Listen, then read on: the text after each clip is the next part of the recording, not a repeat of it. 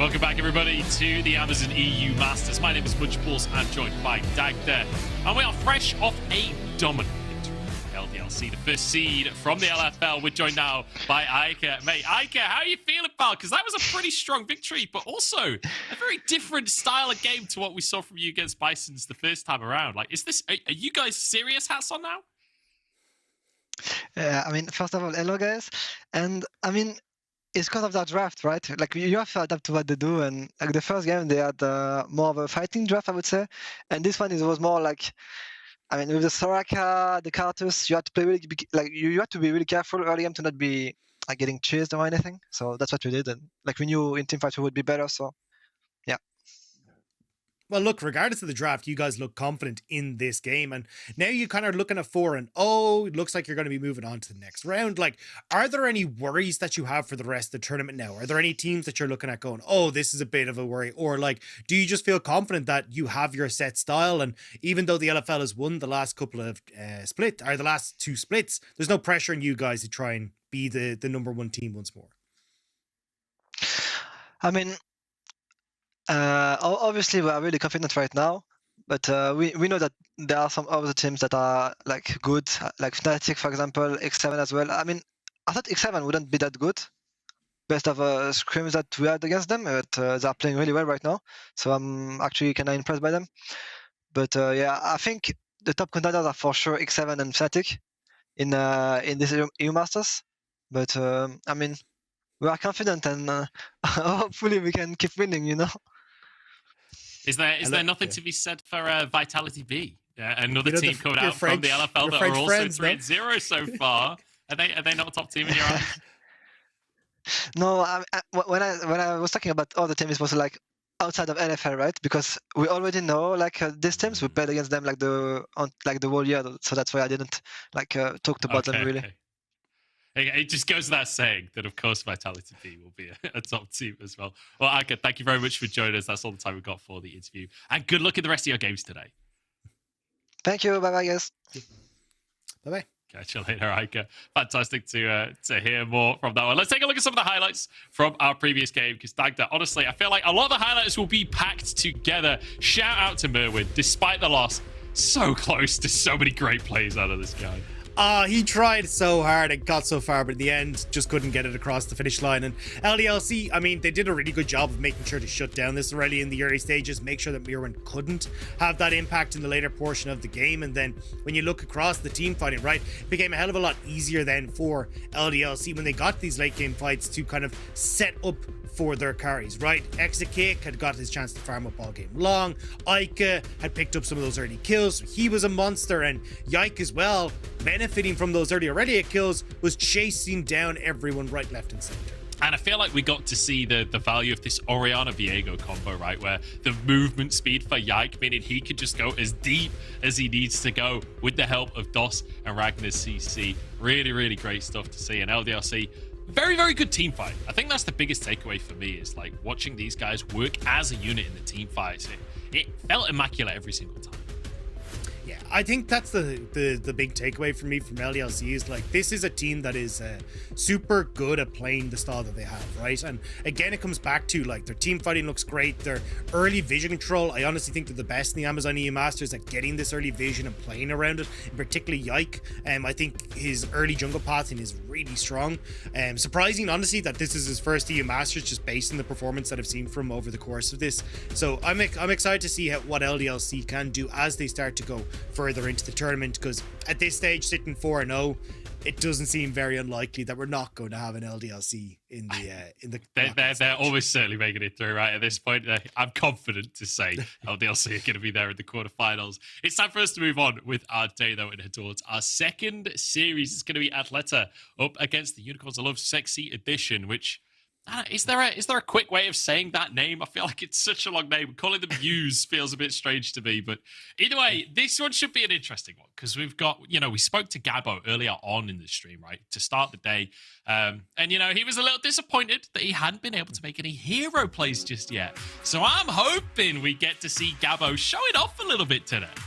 Yeah, I really hope we get to see some of what Atleta have been able to bring to the table, because it feels like they're so close to making some of these fights work. Like an incredibly aggressive team, especially with Mighty Dragon, you know, playing 2 games of Volibear, the Jarvan as well. Like, he wants to have that impact in the early stages, and it feels like if you can just get some of these picks going their way, it could work out. But they are going to be going up against UOL Sexy Edition, and this is a team that has looked absolutely insane. Like, Lurox has been so good in the jungle, playing around Ruby to make sure that he's going to be set up for success.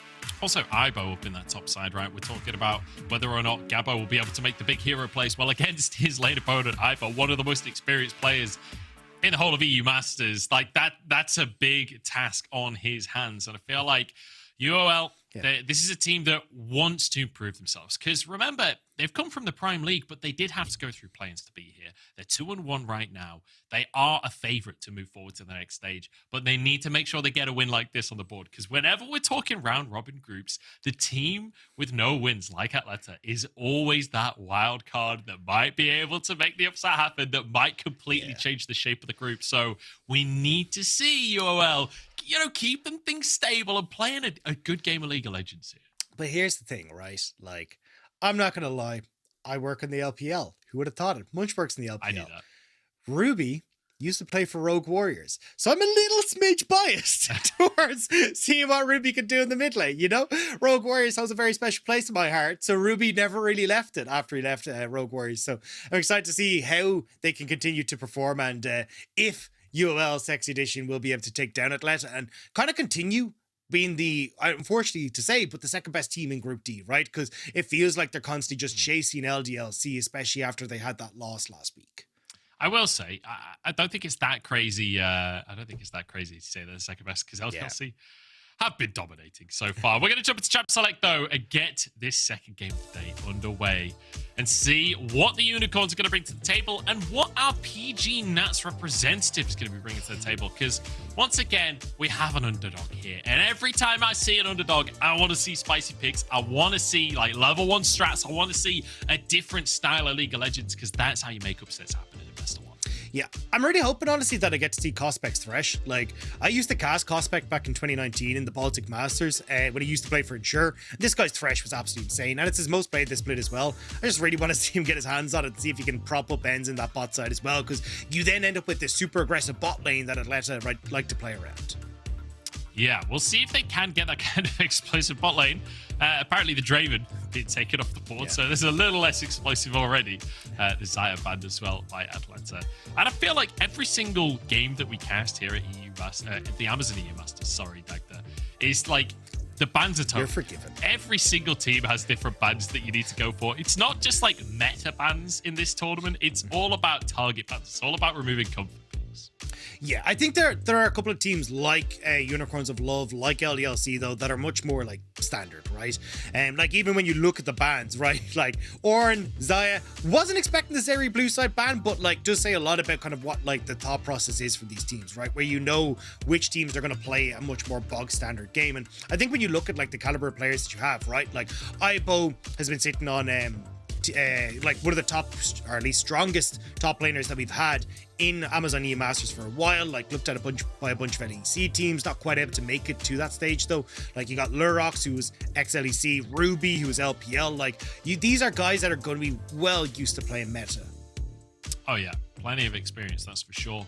Over to the side of Atleta, though, for the first pick, this Volibear, we're talking about meta. Volibear first pick is relatively standard, right? This is a very comfortable blind pick and an instant answer, double answer coming out from the Unicorns. Okay, so basically just going, hey, look, we know that Atleta like to take these early skirmishes, find these early fights, but we're just going to play into that, right? Jarvan plays perfectly into these early skirmishes, can actually cause a bit of issues for the Volibear as well if you're able to set up with this Misfortune properly, because Volley just can't run through that onslaught of damage. So it does feel like Unicorns of Love kind of coming in prepared to go up against this early aggression from Atleta. Lucian, that's the second game in a row that we're going to see this Lucian locked in. Whether or not it will be that mid lane is a different question, because, you know, we've seen Lucian Nami a tiny bit. That could be something that sneaks into the game as well, especially against an immobile champion like the Misfortune. But Leona will be the lock-in here. So the jungle and the support definitely locked in. Where that Lucian goes, we'll have to wait and see. Yeah, I'm a little bit like, as you say, you usually see him paired with something like the Electrocute Nami in the bot lane, so he can try and play aggressive and work off the passive that got changed a little while ago. But I'm kind of surprised to see the Leona there. It means maybe we are seeing that flex to Gabo, but it just feels like a weird pick to lock in if you're not going to take it to the AD carry role and try and punish the Misfortune early, or at least play against that aggressive Misfortune early. Ruby, though, going to take the Ahri, though, so you imagine that he's going to have a pretty good time getting party in his mid lane and trying to play towards these early skirmishes again in Unicorns of Love. So I wouldn't be surprised to see like LeBlanc bans coming through, these kind of things that can actually like do reasonably well against this Ahri in the mid lane. Yeah, Veigar, another one. Oh, yeah. Veigar, sorry. Every time. It's the American pronunciation versus the English pronunciation. But it's an American game, so I should just say Veigar. But it's, you know, it's autopilot at this point. It has been a standard counter to Ahri, though. You're absolutely right.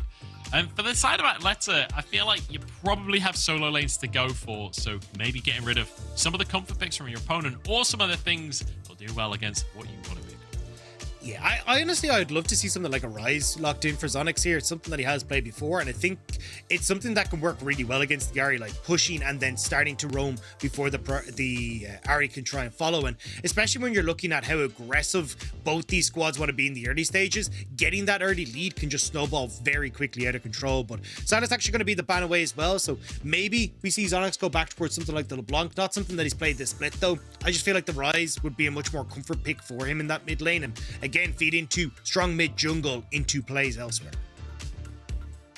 Going to work out for them. Just had to reconnect to the call there. I do apologize about that one. There's apparently a couple of audio issues. We'll see. The Sylas band, the Jace band, the Aurelia band. A lot of solo laners taken off the board. Now Unicorns of Love to decide on their fourth pick.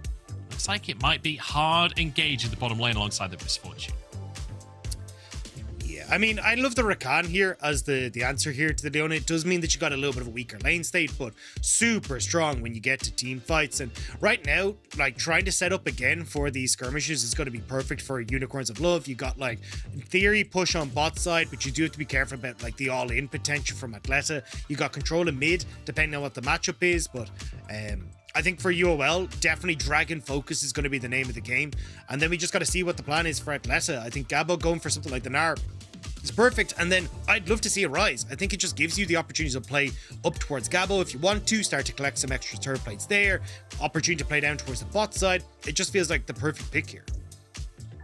Certainly does. We'll see what the rest of this competition is going to look like from the side of Athleta. Vex comes on through now. That I'm excited to see. Love a bit of Vex, a bit of all in. And when you look at this whole composition from Athleta, like it's all in. They just want to go forwards. Kind of a similar story from the UOL Sexy Edition comp as well. I feel like we're going to have a bloodbath on our hands here, Dagda.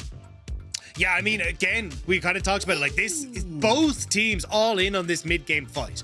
Like, Lucian isn't going to scale particularly well. Same with the Vex. Like, you really want to get the ball rolling early. So I am keeping my eyes on Lurox and MX Dragon to see what they're going to be able to achieve in this game. And at least for me, it feels like it comes down to kind of who gets to make that early play first. Because if you can end up burning a flash onto Zonix, it means that that lane is very easy for Lurox and Ruby to revisit. If it's MX Dragon and Zonix who are able to get in onto Ruby before he hits that level 6, suddenly you can pick up some kills. Now you've got the opportunity for this Vex to open up and move around the map. It feels like so much of this draft focuses on that mid jungle, focuses on these early dragons and trying to get the team fight swung in your favor. We'll see about those early dragons, because as you say, it could well be team fights right off the word go, right when that first Drake spawns. We could even see just pure chaos. I don't know, we'll have to wait and see. I'm curious about that rumble from Aibo as well, right? Because, you know, over in the LPL, we call this the Chinese hot pot, right? Where you've got the Java there and then the Rumble equalizer underneath it, cooking everything in a little tub. But Aibo's only played Rumble twice in his entire career, 50% win rate. So we'll see how that's going to go for him, because Rumble is one of these champions that, you know, takes a bit of practice before you're really firing on all cylinders. So I'm excited to see Aibo kind of showing his stuff in that top lane. Whether or not it works out is a different question. Dagda, do you have a favorite out of the draft? Like, when we're talking about these fights, I love the UL one. It's just so easy to execute. And I think Aibo as well has just kind of been a top laner that has been super strong for such a long time. I'm not surprised to see that he has the Rumble in his wheelhouse. Now you add that Rumble in with the Jarvan, as you said, for the hot pot, but you've also got the little bit of extra spice with the bullet time over the top as well. It just feels like when you've got like Immobile Vex, very easy to shut down. The volley bear can be trapped very easily as well. It starts to become a bit of an issue now to actually have an answer for what is being brought to the table. And again, when you look towards like the ability to fight at dragons and push for Misfortune the bot lane to start looking for Rift Hero fights, like it becomes very easy for UOL to snowball this out of control, especially when I think one of the biggest gripes I've had with Atleta is not their team fight, but how they play the map. And I think if that's going to be the case, I think UOL can just set up early for objectives and make it very hard for Atleta to play out the style of team fight that they want. Okay, but what about the Vex? Because I feel like Vex maybe could be the key for Atlanta, right? First off, I just enjoyed Vex. Maybe I'm biased, but I feel like if you can get the ult in the backline, get a big fear across everyone, you can disrupt that big wombo combo we're talking about, and maybe change the face of a team fight. Like, is that the way you reckon Atlanta could push forward on this one? Like, this isn't me going like, oh yeah, like Atlanta have no hope, right? I think it's just very much an easier to execute fight, and that's kind of what I'm leaning on to for UOL, especially when I look at like if you end up with Unicorns of Love, like setting up properly for the objective first, like getting the vision controller down, which they have just been better at doing than Atleta. But then it becomes more difficult for this Vex to find those flank opportunities, right? Find that like angle of attack where she can get onto Reptile in the back line, like be that big threat for Ruby. So I think if you're just kind of like opening up into like a straight front to back fight, which chances are we're going to see a lot of, I kind of give that a favor over towards the UL Sexy Edition. So, as you can see, Zonix is in the game. We had a bit of a disconnect. That's why we were chatting a little while around the compositions. But everyone is in the server. Don't you worry, chat.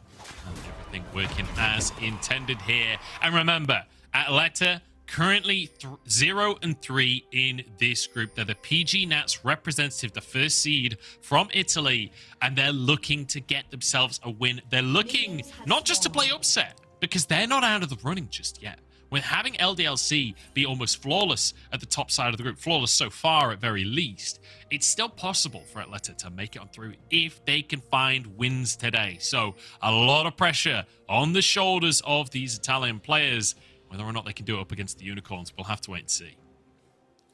Yeah, but still, I mean, like, as Gabo said, like they've taken away some really key learnings, and I think this is going to be the most interesting part to see kind of like how they do adapt coming into this, because I think that's one of the big things that you start to see from teams over the course of Amazon EU Masters is the way that they adapt over the course of the tournament and start to pick up things and start to see things that they haven't really been challenged on before, particularly when you look at, like, as I kind of said, the smaller regions like PG Nats and that don't always have the like crazy super strong teams to really go toe to toe against, especially in things like scrims. Yeah, it's one of the big advantages of being in one of these sort of quote unquote major ERLs. I don't know, it's not really major and minor, but it does feel it in some ways, especially with the budget that we're starting to see in the bigger ERLs, right? When we think of things like the LFL, like some of the teams in the LFL have comparable budgets to LEC teams. It's kind of insane at this point. So definitely feels like we started to get kind of minor and major regions within Europe, which is kind of crazy to say, but exciting to see what these quote-unquote minor regions can do, like the PG Nats here in the game against UOL. But I'm thinking early game plan here, because Lurox is on Jarvan, and we all know what Jarvan does in the early game. This is a guy that likes to gank. This is a champion that likes to gank. And I feel like he's got lanes that he can gank for, because Ibro has Ignite in that top side. Yeah, you definitely have a ton of opportunities here as Lurox to like make plays happen. I think though, thus far, like Zonix actually doing a pretty good job of like playing around in the mid lane. Like bouncing that level 2 wave means that he has like control over mid. He's not actually in a gankable position, but has actually kind of made Ruby overextend and put him in a position now where MX Dragon can actually go for the gank. Or he's going to try. Drops the thumbs up. He's not on a ward right now. But we can see him because with the power of observers, there's the fear. MX Dragon coming on in. Bit of damage onto Ruby. Forces the flash. And crucially, MX Dragon holding on to his. Good discipline there, knowing Ruby would have to go for it. I know you know this is just going to be a repeat performance, right?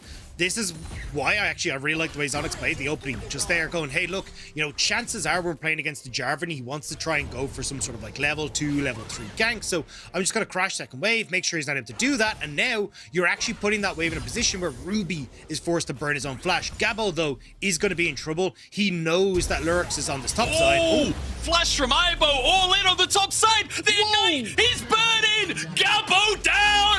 Ibo kill. I actually didn't think Aibo was just going to go for it himself. I thought it would be, yeah, you know, we're going to play this slow, wait for Lurox to come up because Gabo's wave was in such a terrible spot. But now he just gets the solo kill and actually does. Oh, no, I wasn't sure if Lurox was going to stop his reset there. Had the opportunity to maybe go and try and get on towards Gabo again here. But Gabo now again, wave not in a good spot, and he needs to desperately try and crash this. Remember, Aibo not that far off a level 6. Gabo's got to be careful. Let's take another look. Because Aibo, I believe, missed his first Electro Harpoon there. Yeah, he did. So didn't even have the slow. Yeah, I think he was expecting the, like, initial flash from Gabo was like, as soon as I flash, Gabo should flash, right? And I think that was his thought process. But Gabo tries to hold on to the flash and ends up just being that bit greedy, not respecting how much damage this Rumble can do at these early stages. That Narskid is kind of adorable as well. Watching the death animation makes me feel very sad. I'm a lover of the cute things in the world. We'll see whether Aibo is going to be able to find another opportunity at that level 6. Remember, though, his Ignite already halfway off of cooldown. Like, Ignite is not that long of a cooldown, so Aibo will be looking to try and rinse and repeat. If Gabo is in that mini-Gnar form, and if he mispositions, has to be very careful. But obviously, as you mentioned before, Gabo will have flash available. Yeah, silver linings, right? At least he'll have flash. If maybe we have to get something happening up there again. But look at Lurox, right? Constantly playing around Ruby. Same with Dream Race. This is how Unicorns of Love get their advantages. Mixed Dragons here, Lurox as well. Trying to find a play. Just gonna try and move into the jungle. I don't think they're gonna go for it though. Deciding against it in the end. I love how much MX Dragon is trying to play around this mid lane. How consistently this Volibear is here, nearby to Zonix, trying to set up early plays. So it quite worked out for them, but they do still have half of the time on Ruby Splash, and you can feel that MX Dragon wants to play around. Yeah, I mean, look, realistically, UL always play around mid lane. Like, Dreamer Ace and Lurox basically camp the ever-living hell out of Ruby to make sure that he's going to be fine. Yeah, I corrected that. Yeah, no, I corrected that. But the big thing that I'm liking is, you know, these early plays from MX Dragon, making sure that he can get the flash, make it more difficult for UL to try and play around us, and, you know, kind of cursing the fact that you still have Lurox and Dreamer Ace playing around this mid lane even more. But that good ward just means that you don't get the opportunity. Yeah, nice Dragon, though, from the side of Sexy Edition Unicorns. Oh, look at this. Playing to top side. Aibo, no flash, remember. No TP either. But Shadow Surge will actually connected. I thought it missed. Aibo will be feared, but there's no follow-up damage. It's a bit of a weird dive coming out. Oh, wait a sec. From Atlanta. Here comes Ruby. Oh, no. Has it all gone a little bit pear-shaped, Ruby? If he can find the charm, could start things off, but will not commit to things. And it looks like Unicorn's going to play this one safe for now. Yeah, just gonna back away. But, I mean, great job from Aibo, right? And this is why he's been kind of looked at for so long as, like, kind of the weak side top lane that you want, because he's so aware. Gabo, you've got flash. You need to go for that one. Saving it for the EQ. Will drop the flash in the end. I was a little worried when he was on the equalizer and he wasn't flashing. I was a little worried he was just going to burn down before he got a chance, but he's okay. Yeah, well, I mean, if you're talking about, you know, the quick uptime on a couple of these abilities in the top side, that ultimate from this Rumble is going to be up so damn fast. Like, it's insane how quickly you get that back. And now you're looking at a flashless Gabo, flash about to come up on Aibo, even the opportunity, if you want to start to look for this Rift Herald off the pressure that Aibo can have just with threatening Gabo on the wave. So I definitely think Atlanta need to start making looks towards this Rift Herald, and you can kind of see it happening, right? Cospect already moving up with Zonix, trying to see if they can find the numbers advantage at this Rift Herald. I don't know. I think Aibo, even without ulti, is going to bring a lot more to this fight than Gabo can, unless Gabo can find a big Mega Gnar ulti. But it's like Unicorns not going to be trying to contest this one for now. Dreamer is still in the bottom side. It's going to be Ruby just finding a wave in the mid lane. At least he'll be able to deny something from Zonix. Nice play, but ultimately not much of a trade. Reptile can maybe get some plates in the bottom side, though, as they can sort of threaten the dive onto Ends. Yeah, Ends is the big loser in this one, just because it's like, hey, look, he's been... Hey, you know, it depends on what TV show you're watching. Sometimes that's it's great. True. That's but true. What I want to say is that he lost out on a ton of that experience, and look at the amount of gold that's been lost on the wave to the tower, just because you've already rotated Cospect up. He can't really stay there in mid because Ruby and Lurox pushed in, but Aibo... Beautiful flash from Ibo. Has to equalize the wave to try and keep himself safe. But that's all the minions gone. MX Dragon tagging the tower. But actually just the burn is enough. The ignite. Ibo 2v1. This man's on fire. I mean, Ibo is an absolute beast. I love this lad. Like, Ice Beasto was his name back in the day, and he's still keeping that alive. But Ruby now will run into Zonix. Zonix is here. Fear will land. There's a Shadow Surge as well onto Ruby, but will just be the Spirit Rush used to keep himself safe. Find the bottom side as well in the meantime. Ignite onto Ends. Flash comes out of Reptile. Looks like everything will diffuse in the end. It's just one for Ibo after all of that. Oh, but look at the CS lead that's opening up for Reptile in the bot lane. Again, more attention from Lurox down into this bot lane. You've now got a couple of plates going the way of Reptile. And when we're talking about, hey, look, you know, Dragon stacking is going to be the big name of the game for UL. They've already got one. There's another in a minute and a half. You've got Control here. You've got Eclipse finish for Reptile as well. It feels like the game plan and kind of the understanding of how Unicorns of Love want to play out this game is already there. Whereas when we look across at Atlesa, it's like, okay, well, they're trying to make plays top, trying to get Gabo back in the game, but they just haven't been able to make it succeed thus far. Yeah, one thing I will say for Gabo is, you know, he's relatively even in CS, considering the fact that he has gone down that one time. And also, he's managed to get 2 plays for himself. So in terms of actual gold, they're probably not that far apart between the 2 top laners. Or at least not as far as you would think. I think Gabo is still behind. Has TP if he wants to get back up to that top lane, will opt to use it in the end. We've got a minute until this Drake though, Dagda. And I feel like the Unicorns are starting to posture pretty aggressively. I feel like they're starting to feel themselves a little bit here. Yeah, I mean, look, you can already see their attention is starting to swing over to this bottom side. Get the control here for the Dragon in 40 seconds. And like, they have the vision. MX Dragon, though, will run into the Rakan, who will just manage to escape from the wall. But you can see Atleta are trying to respond to this. They know that this next Dragon is going to be what UL are putting their attention into. And maybe they can make a play onto Ruby, or at least punish the fact that Ruby's low on mana to make something happen in this mid lane.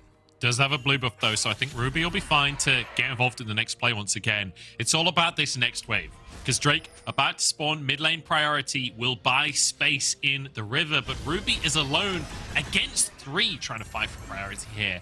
Cospect and MX Dragon want to get into this lane. Flash available on Cospect, not for the Volibear though. Ruby has his flash and has his ultimate too, so you expect he should be safe in this one.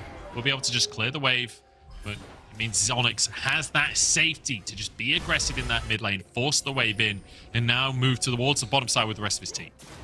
Ruby was on the edge there. You had the fear set up there from Zonix, but not able to land it. Now MX Dragon just placing down this Rift Tail to create priority in the spot side, but Unicorns of Love are here, and Ruby is in a position to roam if they want to.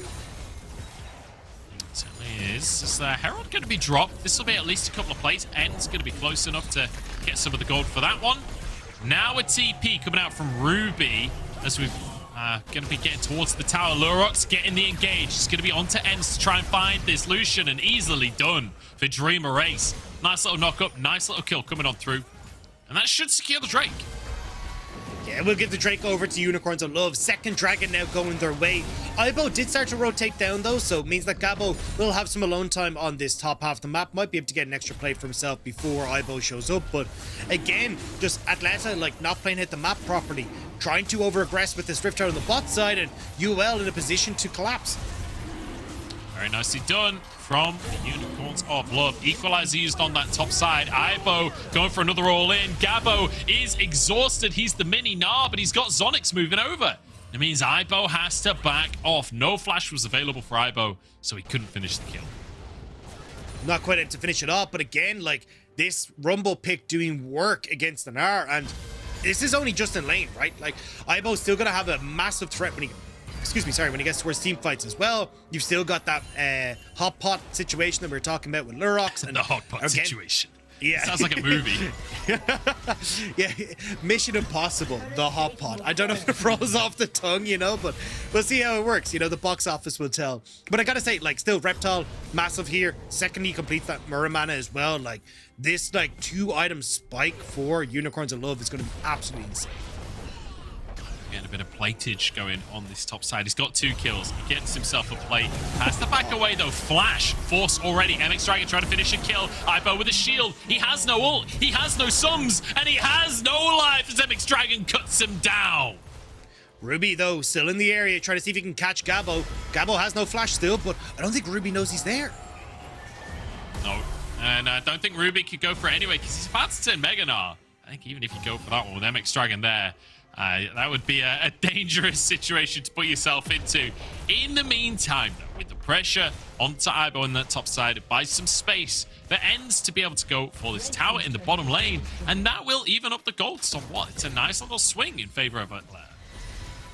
Yeah, we're still seeing, though, like, a lot of tit for tats, right? Like, trying to get one pick here. We haven't really gotten that big team fight, as both teams kind of, you know, nervous to approach a full-on team fight because they know that realistically that will be what blows up the game. Rift Tower number 2 here for Unicorns of Love, though, and with Gabo resetting, it looks like we'll still get no big team fight from Atleta. Instead, going to gift this one across, and I feel like when you've got like 3 towers still available for Unicorns of Love to use this through, I imagine they'll still try and put it mid, just unlock Ruby a little bit, create some pressure where Ruby can try and push side with Ibo, and then they can look to collapse onto the mid lane with Reptile and see if they can catch members of Atleta underneath that mid turret. See if they're going to be able to find any of those picks. About 1,500 gold in favor of the Unicorns so far. 2 Drakes up as well. Now with Herald in pocket, an opportunity to extend their lead further. Baghdad, I'm just itching for that big one, right? We all are waiting for it. Everyone in chat's waiting for it. I'm waiting for it. You're waiting for it. We've got the Jarvan there, the bullet time, the equalizer can come down over it, but also that Jarvan can be a double-edged sword, right? Because Lurox goes in, locks everyone in place. If Gabo can Mega Gnar in that kind of situation, he'll stun anyone he's nearby. So Lurox adding terrain to the situation can't be a bad thing for the side of UOL. Yeah, it's also a fact that you got Cospec there with the Solar Flare that can look to interrupt Reptile as well, so suddenly maybe it isn't the best of situations to be in, but when you look at Lurox's build, right, going for this tankiness, knows that he's going to be the one that is going to take the brunt of Gabo's ult if it does come through. Same when you look towards people like Ends, tossing Culling into the mix as well, so you still know that Unicorns of Love at least still have some sort of front line in Lurox to absorb a lot of that damage. Again, though, not seeing the best of vision control for UOL, and if you're looking at Sonics and the opportunity for flanks, maybe that's where you can try and find these moments to attack. It's going to be Dreamer Ace helping clear the wave in the mid lane. Then Herald drop down. It's not going to lead to the tower. It's just going to lead to a heavy hit. Bit of damage done.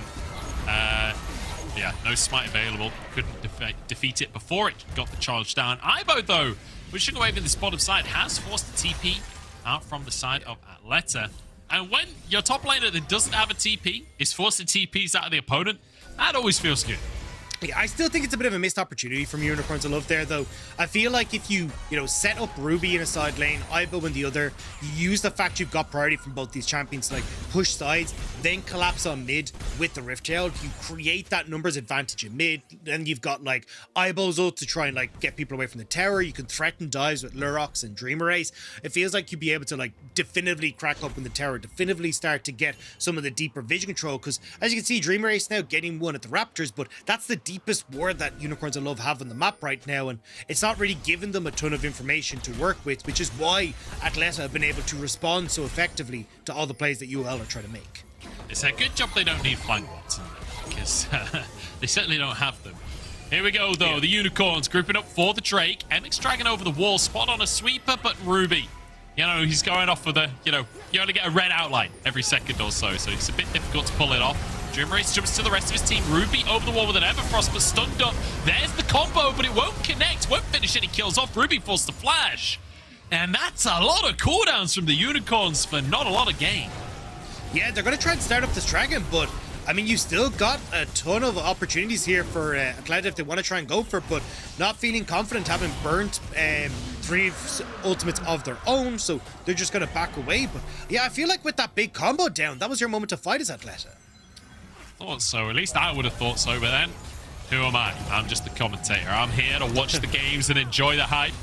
Hey, unfortunately, we didn't get any kills in that one, so I'm mad. You're crunchables. You know your stuff. I mean, look, if I ever need to look to someone for bot lane information, I go no further than yourself. You are like the bot lane aficionado. Well, look, that's your own mistake. Don't inflict that on everyone else. We can see a bit of a trade of towers here. We'll move away from my analysis and we'll talk about what's happening on the screen because that's what I do best. Towers go down on top and bottom side. So far, Dagda, crucially, it was that Drake going the way of the Unicorns, which means that that's 3 Drakes now, which means that that gold lead still maintaining the same way it was. Feels like Unicorns are still in control and are slowly but surely building themselves towards a victory here. I mean, I still think you have opportunities for Atleta, like, because we haven't really had that big blowout moment, right? The gold lead is still incredibly close. The next dragon, yes, it's a Cloud Dragon, but do you really worry too much as Atleta about that Dragon Soul going across? Not particularly. So I think overall, like, you're still in a pretty good spot here as Atleta. If you can actually find that big fight where Gabo, say, gets a good ultimate off, Zonix gets onto some of the key carries, I still think they can win. Like, although UOL were getting some of this early pressure and early kills over, they actually haven't amassed it into any of the standing gold that's on the map, and Atleta at least have when they've got the 2 turrets for themselves. Well, Baron's coming up onto the map, and it feels like both teams very aware of that fact, trying to make sure that they do not lose vision of the area. They're able to at least somewhat control the situation. MX Dragon might be caught here. Dreamer Ace could pull the trigger. He is on that Rakan, but not going to go for it, at least for the time being, as Zonix takes a bit of damage. That's a nice charm. The Orbital Deception was on cooldown for just a second too long, so no follow-up on that bit of CC. But look at this positioning from the Unicorns. So aggressive, trying to get some more vision, trying to set themselves up to take this mid tower. Yeah, which they should be able to do off this push. Ruby actually going to get MX Dragon. MX Dragon, half HP already. There's Fit coming on through from Zonix, but the rest of the team is already... Whoa! Bullet times there. Now the combo coming out from Dreamer Ace. Can they finish anyone else off? Everfrost goes wide. Ruby can't quite find these skill shots. In the meantime, Gabo threatening a tier 2 in the bottom side. And there's the threat that we were talking about for UOL onto these structures when they're able to create numbers advantages. Because Gabo was trying to push in onto that tier 1 and bot side. Suddenly you can get that dive coming through and UOL pick up the kill, they pick up the tower, and Aibo will be here to collect this wave of the tier 2. So trade up for UOL, and that's what they need to continue to do. Oh, Ends in trouble. The quickness used. He's charmed. He's knocked up. He's blasted to oblivion by Reptile, and that's a cheeky little pick. From you know, I agree now. This is the sexy edition because that was a beautiful pick.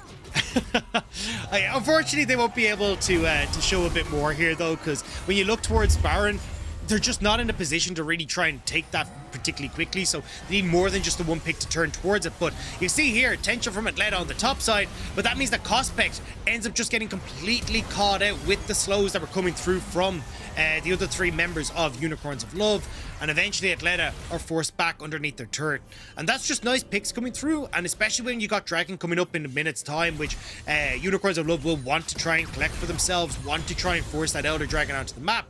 Now you're kind of looking at Atleta going, right, well, can you get your side waves in control? Can you start to play the map state so you can cross map or trade against it if you don't want to take the fight? But it's something that Atleta haven't really been the best at doing all Amazon EU Masters long. Oh. Yeah. And for them, remember, Atleta, this is kind of do or die at this point in the tournament, and Dreamer Ace being caught out is a great opportunity. Remember, 0 and 3 in the tournament so far. Gabo in Mega Gnar. Reptile just used his cleanse in the mid lane. Is this a chance for a dive? Reptile could be in trouble, but Lurk's just going to engage onto Gabo.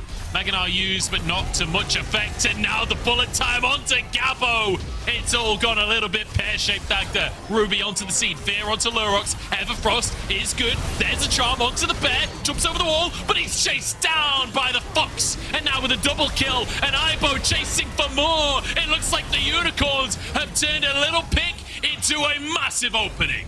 Our UOL have just turned the corner. It was so back and forth. UOL just barely eking out, but now they are firmly in control, and with 4 members of Atleta down, they will get the Baron.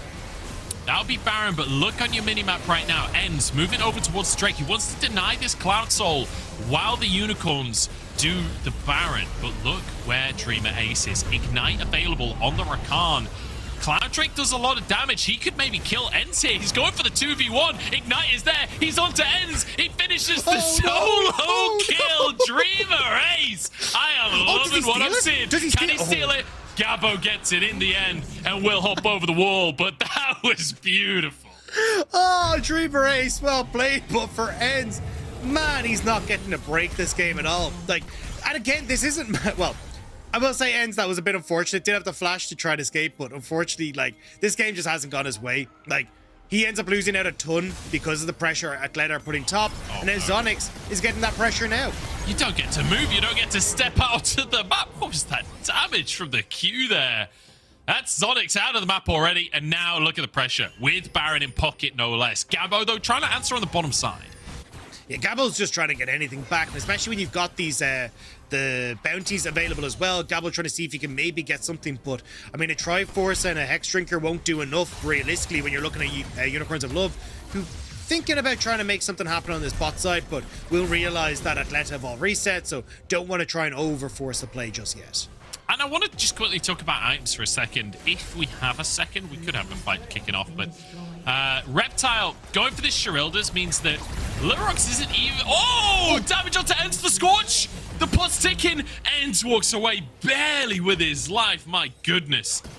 And, you know, the slow that could come out now from Reptile, I feel like Lurox's hot pot isn't even necessary. It's just Aibo and Reptile alone. Ults long range. That's enough for a kill. Yeah, we've already seen it on that mid lane turret play where they got the tier 1, they got the kill onto Cospect, and it's getting harder and harder for Atleta to play the map. They're having less space to play, less opportunities for flanks, but Lurox may have overextended. Let's see it. Come on, Atleta. Let's see the play. Let's see the comeback. Let's see the miracle. Zonix is in, but he's quickness, he's charmed, he's Everfrost, he's stunned, he's burned, he's down.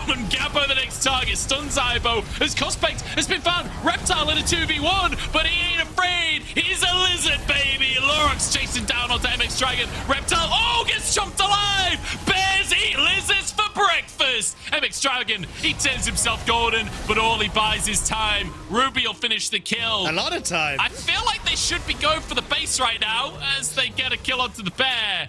It's still a one fight, but it's messy from the Unicorns.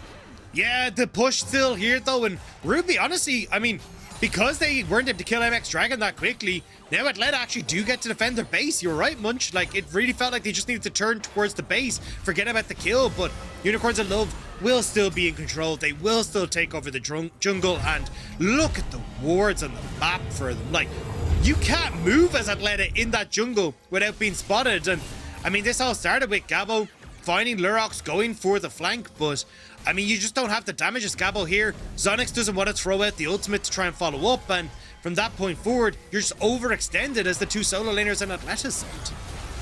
Yeah, Zonix really not able to do anything in the fight. Aibo has so much damage as well. And then it's the fact that Reptile basically 2v1s as an AD carry and a mobile AD carry at that as well. Like, that's not a situation that you want to find yourself in. As I think maybe Aibo found another kill at the end here. No, ends up good now.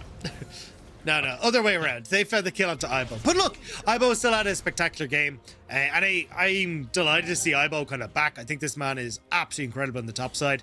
So really excited to see as the tournament goes on what he can achieve, because he's still hurting.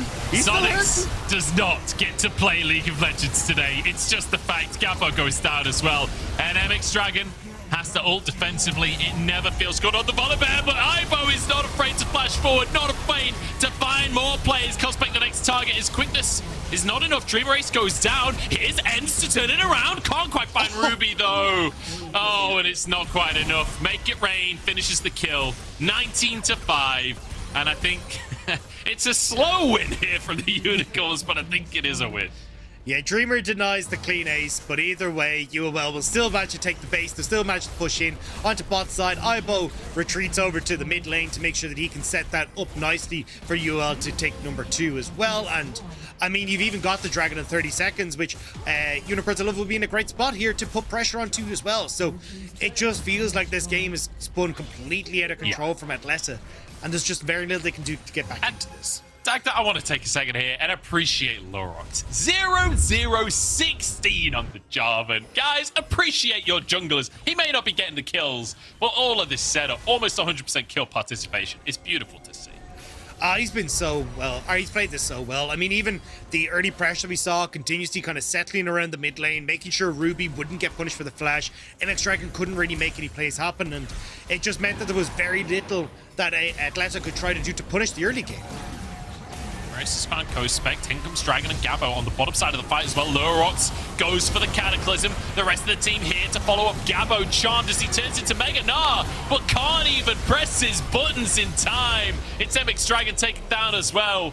And with the two big Timorous beasties taken down, it means the rest of Atlanta can't do anything about it. Can you just do the rest? I got a little bit Scottish there for a second. Yeah, I was gonna say. I said the word timorous, and as soon as you get timorous, it's Scottish for days. Co-Spec gonna be burnt down here. As Psyonix now getting a Galesta upon by Ruby. I don't think I can hold it, honestly. I feel like I'm just gonna get offensive to Scottish people at this rate. It's gonna be a couple more kills for the Unicorns as they move to the mid lane. Dagda, I think it might be over. For the game and my career. Yeah, I was gonna say, people used to maybe think we were professionals. That's completely out the window at this stage, but here we go. That's the Nexus Towers going down. Last ditch effort from Atlanta, but I don't think it's happening. Aibo turns gold and baits it in as MX Dragon tries to finish kills. Gabo falls. MX Dragon will fall too. Aibo doesn't even go down.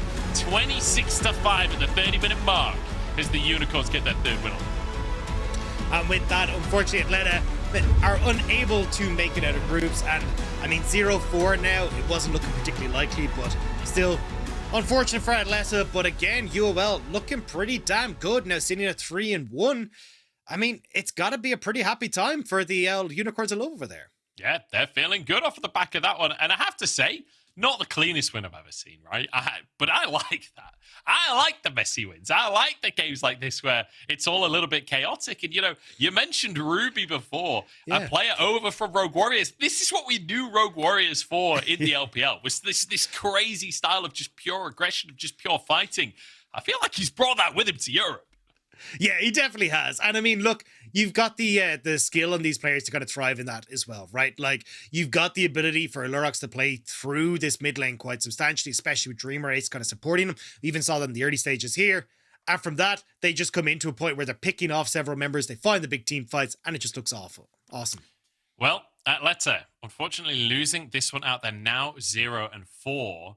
And unfortunately, they don't get a break. We're going straight into another game with them up against LDLC. It's 0-4 versus 4-0. We'll see what Atlanta have left in the tank to bring to the table right after the break.